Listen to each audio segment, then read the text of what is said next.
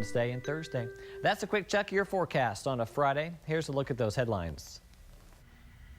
Good morning, Mid-Missouri. I'm Dan Greenwald. Thanks for joining us. Here's what's making news this Friday. In the wake of storms, tornadoes, and floods plaguing the state, Governor Nixon is requesting a major disaster declaration for the state from President Obama.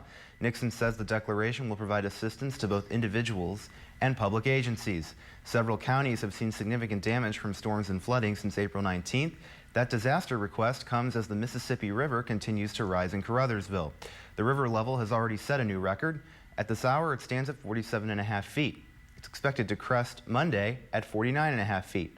But there is some good news. The river generally is going down everywhere else in Missouri.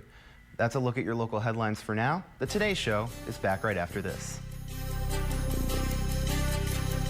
Best chance for widespread precip with highs in the 80s.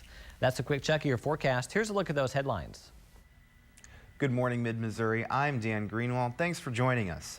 Former President Bill Clinton speaks tonight at a commencement ceremony at the University of Central Missouri. The 43rd president will also receive an honorary doctoral degree during the school's commencement ceremony for graduate students. The Warrensburg University is honoring Clinton for his commitment to education and philanthropy, as well as his service to the country. This includes work through the William J. Clinton Foundation to promote worldwide health and economic development initiatives. Moving on, 7 Missouri police officers killed in the line of duty will be remembered at the Capitol today. The candlelight vigil will begin at 8 tonight to honor the officers. On Saturday, their names will be added to the wall of the Law Enforcement Memorial at the Capitol building. Governor Nixon is scheduled to speak at the memorial. The Missouri Veterans Commission says the state's veterans and their families received more than $1 billion in compensation and pension payments in 2010, up about 11% from the previous year.